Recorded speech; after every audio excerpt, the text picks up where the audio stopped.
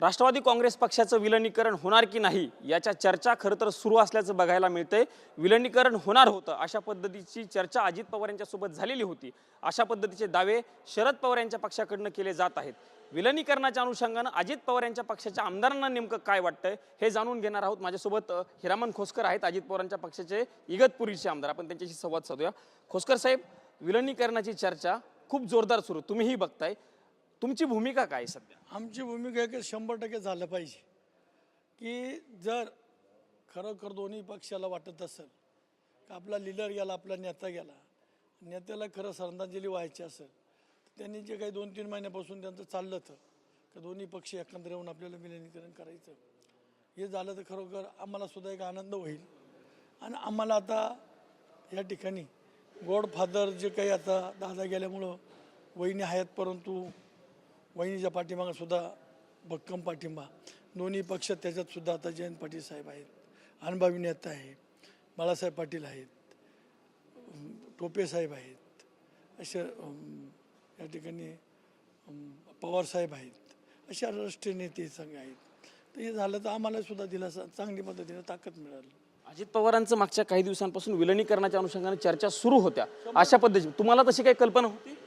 आम्हाला माहीत हो, म्हणजे चर्चा कानावर यायची का हे 12 तारखेला विलीनीकरण होणार आहे म्हणून। अच्छा, दादांनी तशी तुम्हाला काही कल्पना दिली होती? नाही, आम्हाला नव्हती दिली, पण विलीनीकरण होणार होतं हे 100% माहीत होतं। अच्छा, विलीनीकरण पण तुमच्याच पक्षाचे काही नेते सांगतायत किंवा त्यांच्याकडनं विधान येतात की विलीनीकरण होणार नव्हतं किंवा तशा पद्धतीची माहिती? ते काय असेल, परंतु आमच्या कानावर आलं होतं की विलीनीकरण होणार होतं आणि ते झालं पाहिजे। विलीनीकरण झालं पाहिजे, पण नेतृत्व कोणाकडे असावं अशी चर्चा आहे पुन्हा? सुमित्रा बहिणीकडे। अच्छा, म्हणजे राष्ट्रीय अध्यक्ष सुनेत्रा वहिनी असावं।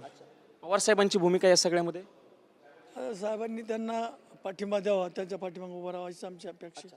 शशिकांत शिंदे यांनी एक लेख लिहिलेला आहे राष्ट्रवादी काँग्रेस पक्षाच्या मुखपत्रामध्ये। त्यांनी असं म्हटलेलं आहे की अजित पवारांना जर खरी श्रद्धांजली द्यायची असेल तर राष्ट्रवादी काँग्रेस पक्षाचं विलीनीकरण झालं पाहिजे आणि अशा पद्धतीने त्यांनी भूमिका मांडली, कारण अजित पवारांकडेच आम्ही राष्ट्रीय अध्यक्षपदाचं नेतृत्व आगामी काळामध्ये देणार आहोत, ही भूमिका त्यांची नाही। हे खरोखर शशिकांत शिंदे म्हणतात 100% झालं पाहिजे, आमची सुद्धा अपेक्षा आहे। पण तुमच्या पक्षाच्या आमदारांचं तसं काही बोलणं झालेलं आहे का तुमचा आमदार? नाही, आमचे बरेच आमदार, आता मी ज्या दिवशी मागच्या वहिनीने ज्या दिवशी शपथ घेतली त्या दिवशी जी चर्चा होती, जवळजवळ 40 पैकी 30-35 आमदारांची चर्चा आहेच।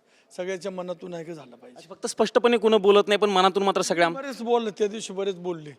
मकरंद पाटील आपल्या पुनर्वसन मंत्री, त्यांनी तर स्पष्ट सांगितलं काही झालं पाहिजे, झालं पाहिजे असं। विलीनीकरण झालं पाहिजे। पण मला सांगा खोसकर साहेब, विलीनीकरणच्या अनुषंगाने तुमची चर्चा होती, तुम्ही वहिनींशी तसं काय बोललेला आहात का किंवा तुमचा संवाद? आम्हाला बोलवलं, आम्ही बोलणार आहे ना, या मंगळवारी आम्हाला ते बोलणार आहे, बोलवणार आहे। आमदारांशी 1 to 1 जेव्हा संवाद होईल तेव्हा तुम्ही वहिनींच्या मी तर 100% बोलणार आहे, वहिनींच्या पुढे तुमची भूमिका मांडणार? मानणार पवार साहेबांशी किंवा त्यांच्या पक्षातल्या काही नेत्यांशी तुमचं काही बोलणं?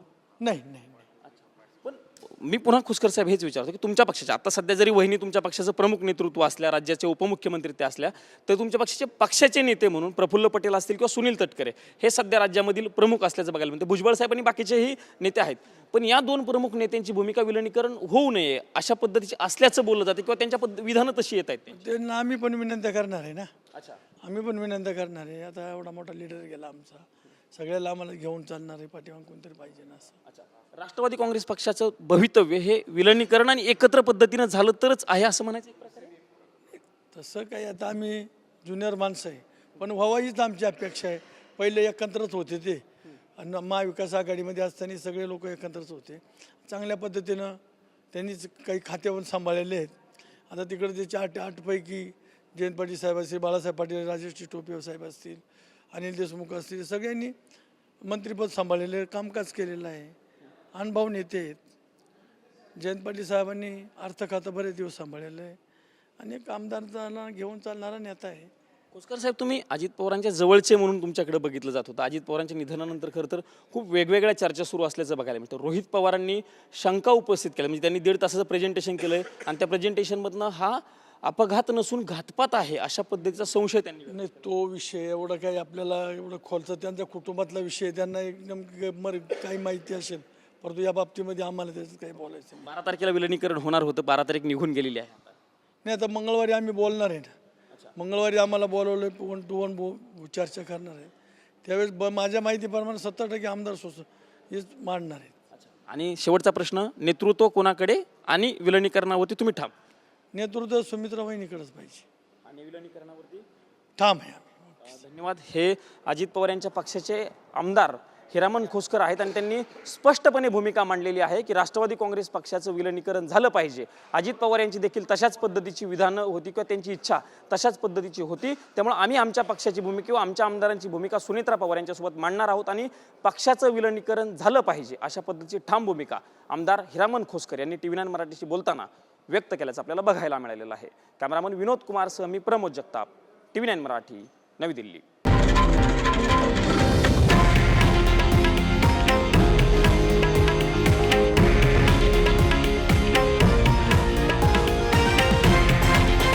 हे आहे देशातील नंबर 1 न्यूज नेटवर्क आणि आपण पाहत आहात TV9 मराठी, एकमेव.